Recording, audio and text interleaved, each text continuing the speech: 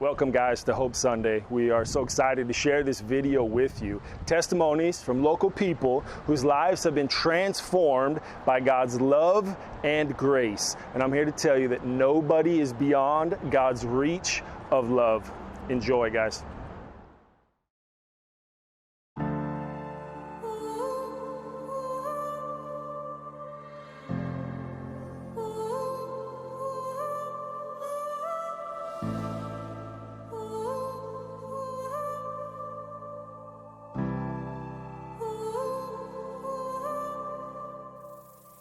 Do you really believe that God is who He says He is?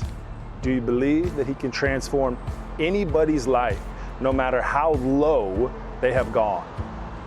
That person that's been to jail multiple times, rehab multiple times, you've been praying for them for years. Do you believe that God is not finished with them? Well, He wasn't finished with these people.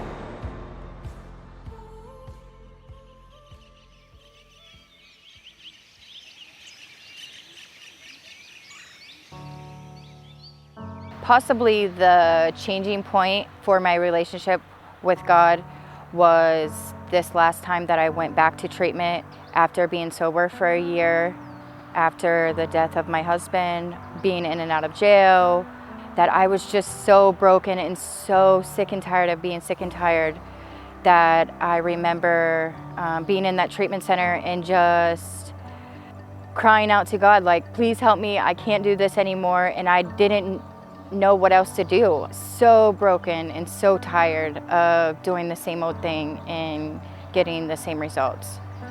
So for me, I think my relationship with God has been a back and forth thing. Many seeds were planted, and it seems like the closer I would get to God sometimes, I would always seem to fall back and go back to the life of drugs.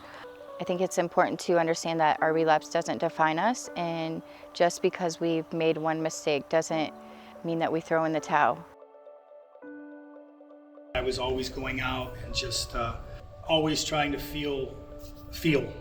Fast forward to being at that place I was at of just there's got to be more to this. I actually cried out to God once that I just wanted a family. I wanted to settle down. I didn't want to keep doing this.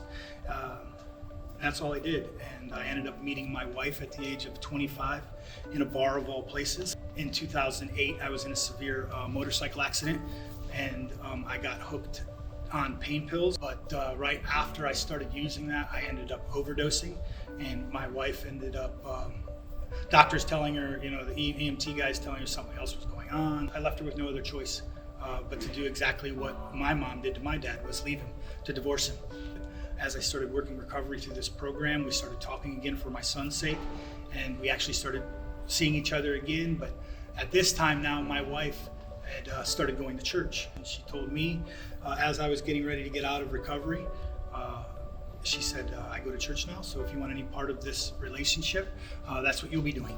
And I said, okay. I ended up getting with a buddy that offered me a job, but somebody I used to party with. I was setting myself up for failure, which is exactly what happened. I heard about Jesus when I was at church for that month I got out, when my wife said I had to go to church. And craziest thing, like God just does what God does. I am a believer in Jesus Christ, and I stand on that. He is my recovery. What He did for me is when I got in the jail that last time, there was 3 guys that were in there with me that were reading the Bible. They were doing Bible studies, which is just really crazy to think about in jail, but it definitely does happen. I ended up seeing the chaplain, giving my life to Jesus. Fast forward 2 years, I'm actually now, like I said, a pastor. I do outreach ministry. I oversee a food pantry at our local church, and my wife and I also co-lead a Celebrate Recovery ministry. So here's what it is you can do to get in the fight and help this community be transformed.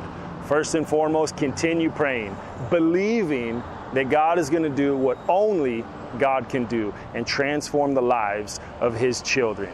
And secondly, there's a whole bunch of amazing information and resources available. You can find it all in your bulletin. I would encourage you to share it online, share it with loved ones, and encourage them to get connected and get the help that they need. And He is going to use them in this same community to be leaders helping other people out of the darkness.